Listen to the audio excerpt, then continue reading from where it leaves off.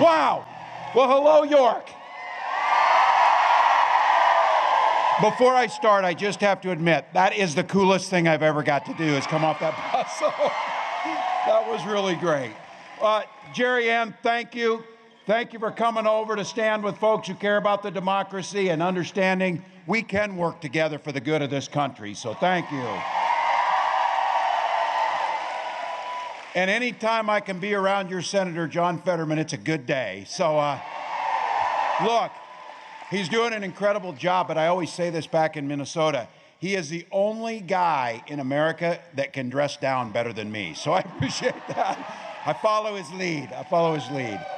Look, we got some work to do, but I've also had the privilege when I was in Congress to serve with one of the most honorable, effective senators. You got to send Bob Casey back to the Senate. So you've got to.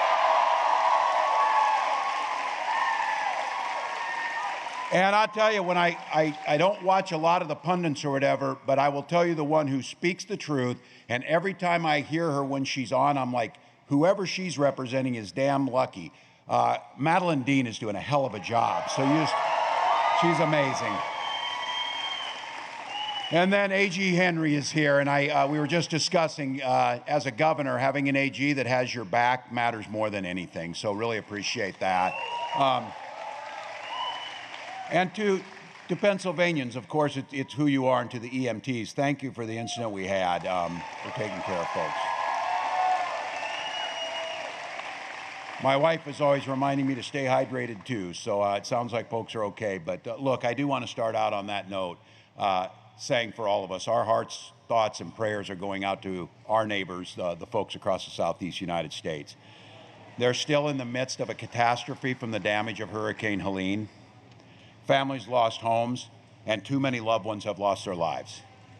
I know President Biden, Vice President Harris, my fellow governors and state and local officials of the impacted states working round the clock to help and protect their people.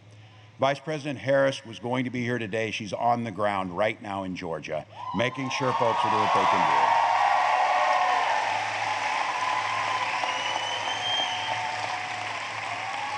do. You've all seen it. These are challenging times for us. They are challenging, but I've always said this, they bring out the very best in who we are as Americans. So, as a governor, a former guardsman, I've been activated in the wake of tornadoes, floods, and I understand at this point what things are happening. It's an opportunity to put partisanship aside, commit to providing the resources necessary, make sure these people get their lives and their livelihood back in order. So, I also say it for the folks, and we see, so the news gets out there. For anyone affected this, keep following local law enforcement. Let the first responders and professionals handle this. We can bring the goodness of the American people in, is what we're seeing. So thank you all. Go to the Red Cross, do some of those things, but we will rebuild. We will get things back. That's just what we do as Americans. So thank you.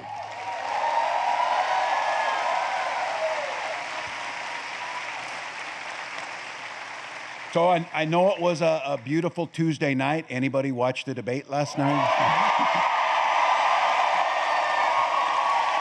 Look, not bad for a football coach, not bad. So you also saw something interesting. We had a civil but spirited debate.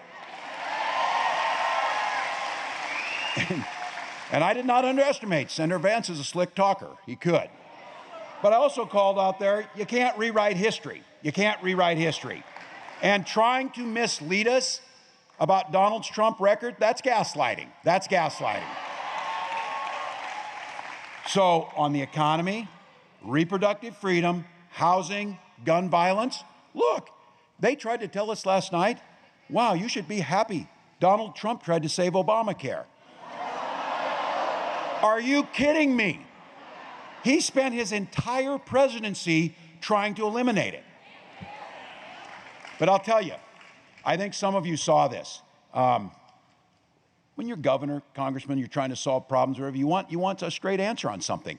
The moment that really stuck out is I just asked the simplest of all questions that every single American should be able to answer. I asked him if Donald Trump lost the 2020 election.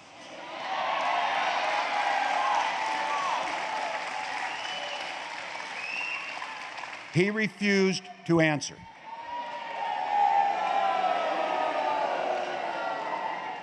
Can we have an EMT, we need someone with water right here, center back, right in front of the media.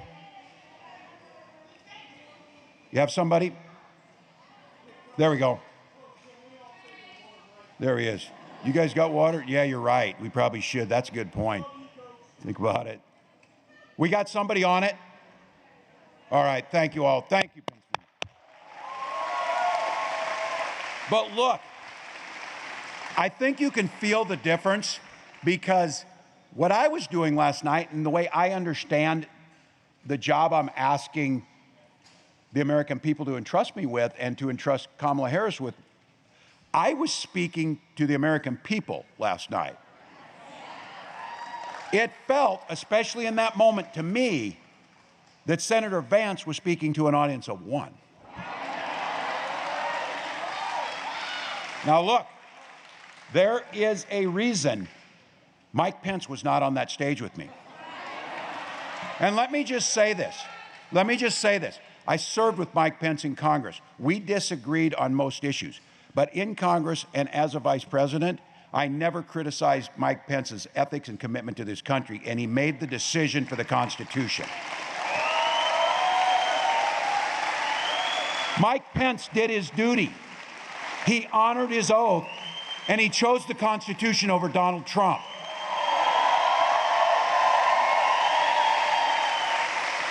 Understand, in that 88th minute last night, with that damning non-answer, Senator Vance made it clear he will always make a different choice than Mike Pence made. And as I said then, and I will say now, that should be absolutely disqualifying if you're asking to be the Vice President of the United States.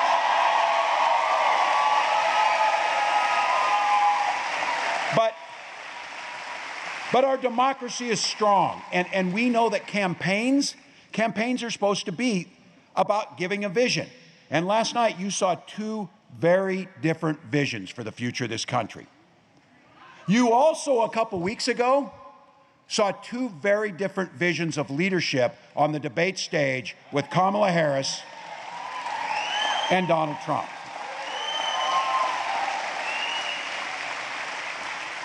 Presidents' words mean something.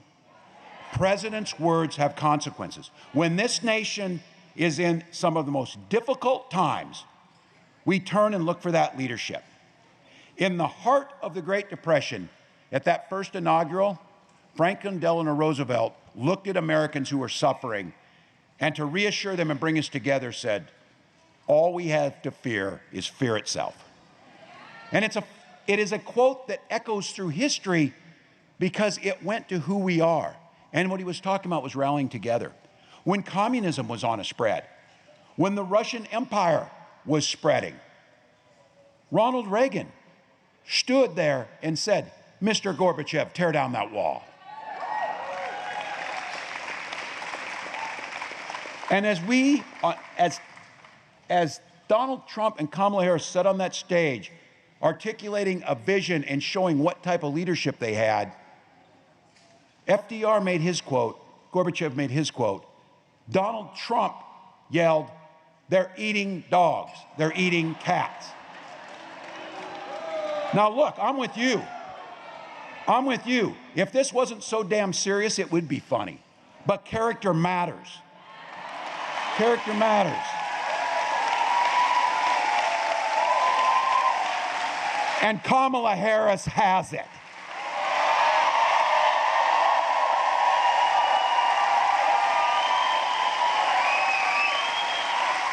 Her vision is about bringing us together and being a president for all Americans. Now, being in this beautiful town, riding in on a bus, again, super cool, I do always recognize this. The privilege of being on this ticket is a privilege of my lifetime. But the real privilege is getting to meet Americans where they live all across this country. And coming back here to Pennsylvania, I have found out Pennsylvania and Minnesota have a lot in common.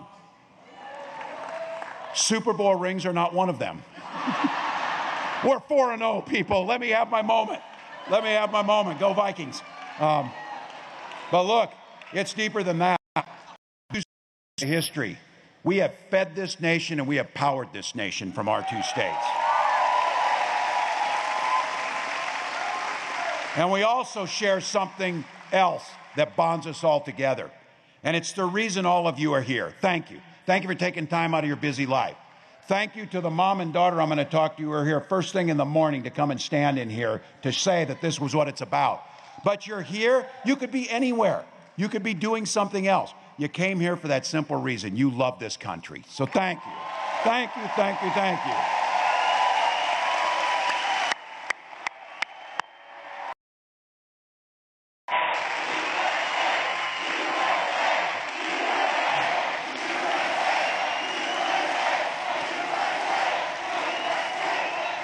It feels good when we know we're united.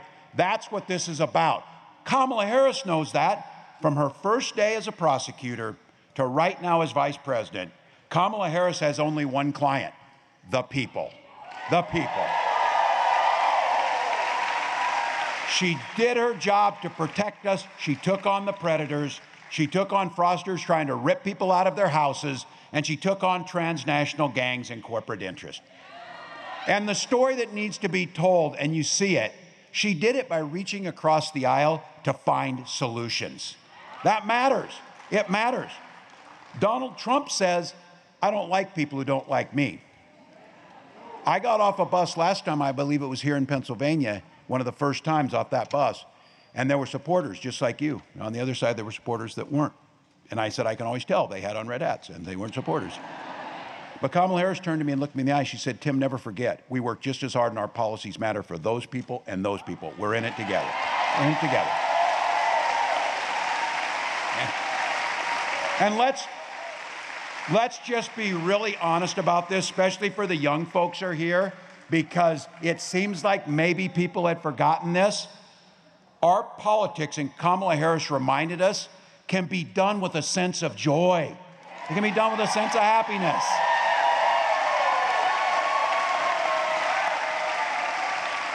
Look, I am proud to be the running mate with this incredible leader. For some of you might have heard it, I grew up in rural Nebraska around family farms, and I know Pennsylvanians do this too. When you're from a small town, there's a game we play. We try and out small town somebody else. So I tell them 400, and they're like, yeah, it's about the same. And then I say, I had 24 kids in my class, but it seemed like about 12 of them were cousins, so that's a little different. But I said what you learn in those towns, and this is what I don't think Donald Trump understands. You learn about the idea of taking care of one another. You understand that. You learn how to help each other. And I was looking around here on this. In my case, I learned how to tune up a 1979 International Harvester. So there you got that. So I'm glad it wasn't green over there. I'd have felt bad saying this. But look, you know your responsibility is to the common good. It's not about driving, and Kamala Harris says this often too. Leadership is not about who you can push down, it's who you can lift up. It's that simple. So I'll tell you, my neighbors, they saw me. They sent me to Congress, a pretty red district. I think they told me we had had one other Democrat since like 1892 in that district, but my constituents sent me there. So my job was to find a solution for them. Worked across the aisle to pass farm bills together to make a difference in people's lives. Worked and became the ranking member on Veterans Affairs, and we expanded veterans benefits. We made sure crop insurance, farm education, beginning farm and rancher, job training. Those are things that people are concerned about. That's the things people are sitting in your communities talking about. They're not sitting around talking about banning books. They're asking how to make childcare affordable. And they want an answer that's not just a bunch of things. They want answers. Those are the values that have animated the public service of myself and, of course, of Vice President Harris, too. And here's the thing. I think that's what you're here for. Those are the values we're taking to the White House. Those are the values.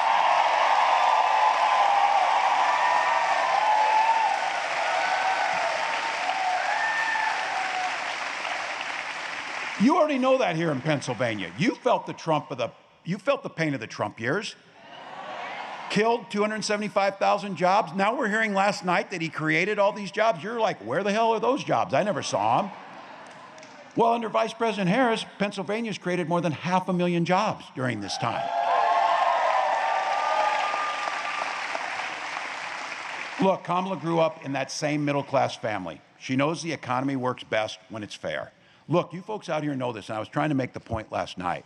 We talk about stopping price gouging, and they want to talk, oh, that's some type of communism or whatever. No, here's what I'm trying to understand is, our farmers are making about $4.30 a bushel of corn, but prices went up at the grocery stores, even though when they were getting more than that for corn, prices were lower. Somebody's taking a cut out of that. Somebody's making money out of that. So instead of, and Donald Trump says, instead of fixing that, the folks who are taking the money should just get a bigger tax cut. Well, that's not fair. I brought it up last night. I don't understand how our Republican neighbors wouldn't be really mad about this.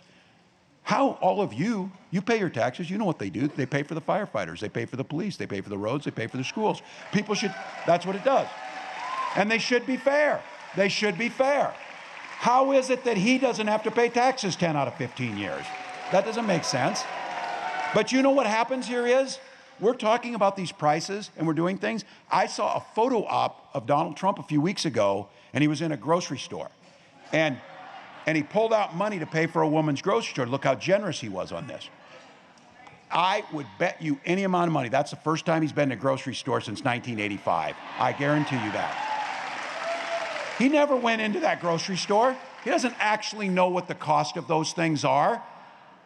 But as the rest of the world saw, because of his botched handling of COVID and a global recession, Joe Biden and Kamala Harris had to work ourselves out of that hole. So let's remember, it was Donald Trump that started a trade war with China that his own people said he lost. Slashed income, put farmers into bankruptcy, and killed thousands of jobs because he thought it was a great idea. Then look, I was part of authoring. I was on the committee when we wrote farm bills. These things are bipartisan. There's a very important piece of that, crop insurance, making sure that our farmers don't go out. He tried to cut those programs. And then he tried to cut grants to rural communities affected by natural disasters, just like the stuff we're seeing in the Southeast. That's not how you handle your neighbors. That's not how you do things right. Trying to cut protections for small farmers against big corporations, that's unfair. And here's the thing, when it comes to farmers and ranchers and how they did under his leadership, his ag secretary said something, and I come from farm country, that is just stunning. And some of you in here, if you're associated with this, you know people, you know agriculture. These guys said, well, the trick is you get bigger or you get out. That's how you destroy family farms. That's how you get consolidation in agriculture, and that's how you end up making it easier that prices get fixed in the end. Diversification is better. Small towns know that. Look, I know this. We know where the votes are. We need to take our values and talk about those in areas that we know. We're not just looking for your vote. We believe the policies are going to improve your lives. We believe these things will help you. Kamala's laid out a plan, and she talks about an opportunity economy, one that reaches into farming and energy communities, just like this area of Pennsylvania where York's at, things that make a difference. You're hoping to buy a home someday? Let's make it easier by getting some down payment affordability and build those 3 million new homes. That child tax credit that can reduce childhood poverty by 1/3 lets you buy a crib or the car seat or the baby clothes. That's how you get it. If you're really talking about you're concerned about the children, put your money where your mouth is and help out on that. And again, if you're getting squeezed on grocery, prescription drugs, let's take on the price gougers in Big Pharma. Let me just, those of you in here know this. I just met someone talking, those who need insulin. This is not a choice. It's like, oh, maybe I'd like to buy a new TV, or maybe I'd like. No, you die if you don't get insulin. It's a necessity. And Kamala Harris capping insulin at $35 gives people a mind that they can get it, peace of mind. We did it in Minnesota, and you know what it took to get it done? It took a mother who lost her son because he was rationing his insulin once he went off her insurance. And when we're talking about price gouging, again, I'll say that little vial of insulin that's $35, It used to cost, in some cases, up to $800. You know how much it costs to make it? $5. $5 is what they say. So look, let's start doing the things that people are asking for, not the stupid things that are there to distract us. If you've got an idea for a small business, let's cut the red tape. We're willing to help on that. And then give a tax credit. And when we talk about the tax credit, it's been frozen forever at $5,000. Who can start a small business on $5,000 on a tax credit? Kamala Harris proposed 10 times more at $50,000 tax credit. And when people ask a couple things, how will you pay for that? First of all, those small businesses will generate a lot of revenue and a lot of extra jobs. And secondly, if you call yourself a billionaire like Donald Trump and you've not paid federal tax for 10 of the last 15 years, we'll start collecting from folks like that. That'll make a difference. So,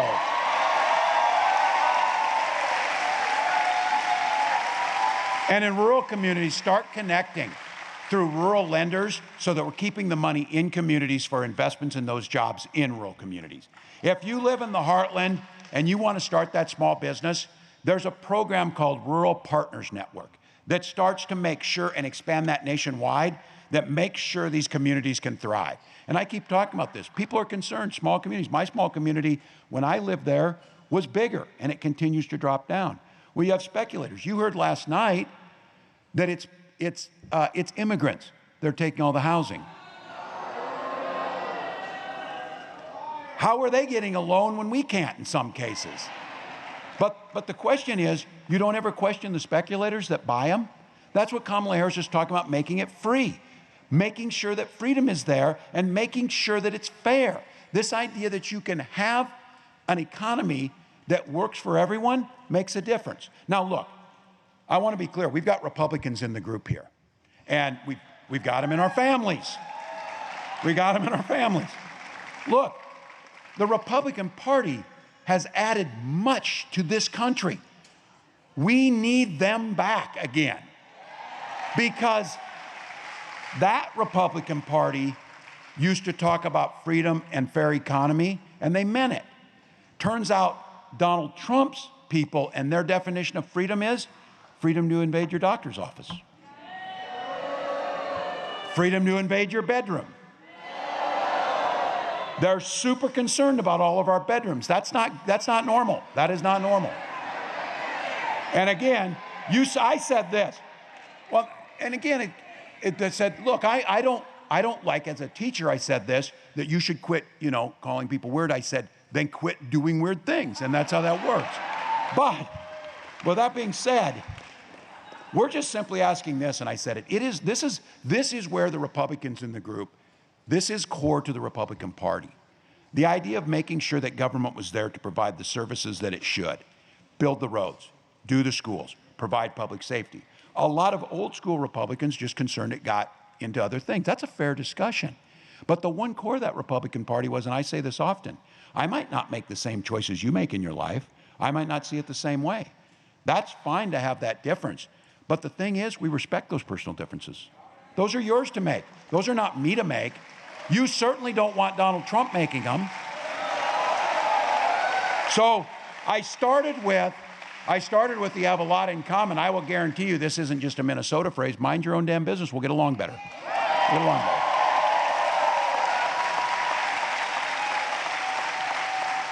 You heard a very clear difference on women's reproductive rights last night. And this is not theoretical. When I talk about names in there, these are women that didn't want to have their names in public. They wanted to have their own personal health decisions be private, as they should be. But because of what they've done, they've pushed them into it because they can't get the care. And if you think they're stopping with just 20-state abortion bans, I talk about this, fertility treatments. And the reason I talk about it's personal. You've all done it.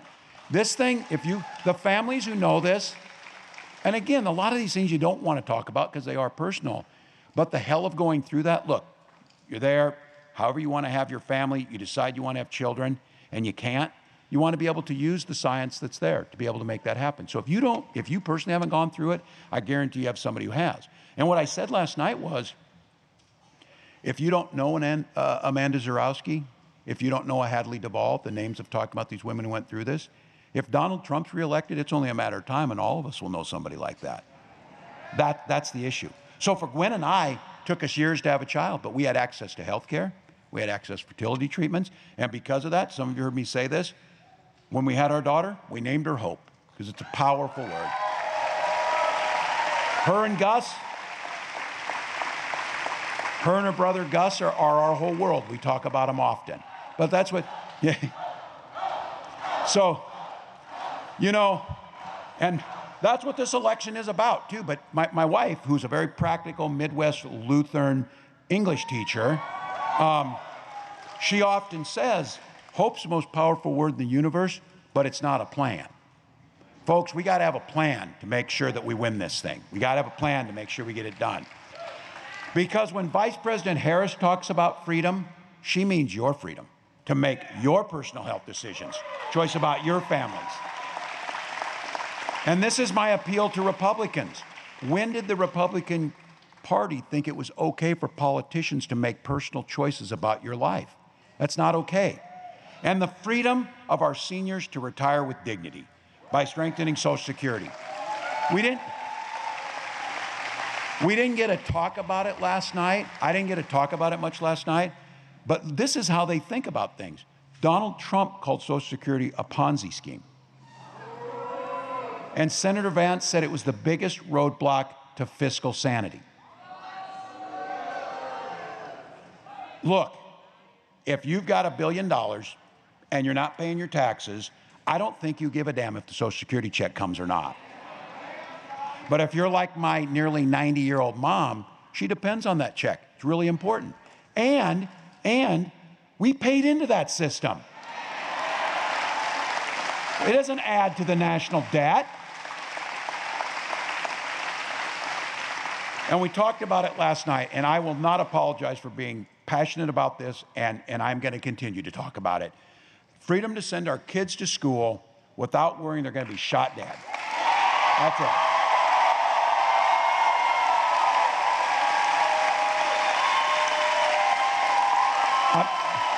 I'm a gun owner.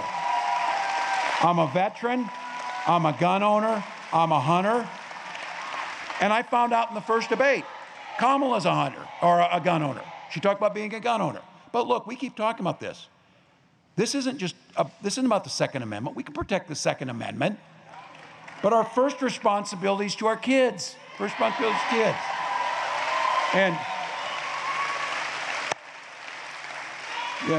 And the teachers. Yeah, as we said, after some of these mass shootings, Donald Trump and people said that Americans were traumatized, said we need to get over it.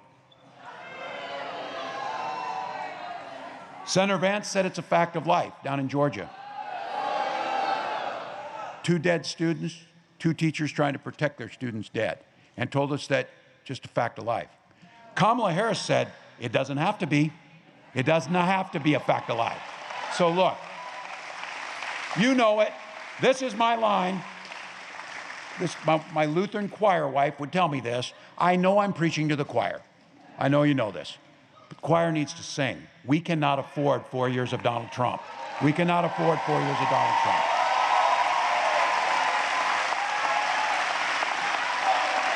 We're not going back.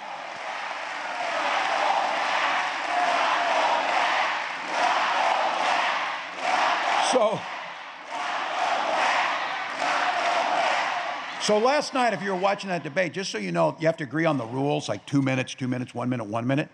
Honest to goodness, and you heard it, Senator Vance clarified that. He said, when we agreed to this debate, we agreed there'd be no fact checking. He said it. He said it. We did agree to that. And, you know, they say that's meant to be. I would have spent my whole night saying, that's not true, that's not true, that's not true. But here's the thing. They helped us out with this. Because no matter what he said, we know what the playbook is. It's a little over 900 pages, and it's called Project 2025. They say, we don't know what that is. Well, really, Senator, you wrote the foreword to the architect, you know, the book. That might have something to do with it. But here's what I said. I know the surest thing. They printed this thing. They put it out there. It lists exactly what they're going to do, from pregnancy registers to gutting, Head Start, some of those things. But I said this, as the old football coach in me knows, if you're willing to make a playbook, you're going to run the plays. You're going to use the plays. But here's the deal. This is the power of the democracy. I think it's important to know what's out there, but that stuff doesn't inspire people. What inspires people is what we're going to do. And in this election, we have a chance to turn the page on those guys. Elect a new generation of leadership and chart the new way forward. All right, you know it. 34 days to go. Some counties, mail ballots have already been dropped. And don't forget here, October 21st, last day to register in Pennsylvania. Here's my pro tip to legislators in Pennsylvania. Do what we do in Minnesota. Get it to same-day registration. It shouldn't be hard to vote. Shouldn't be hard to vote. So here it is. This is our time. All gas, no brakes.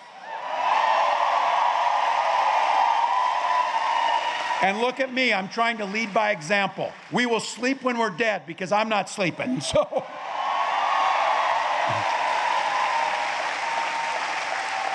We don't do it because we're partisan. We don't do it because we're Democrats. We do it because we love our country and believe in the promise of America.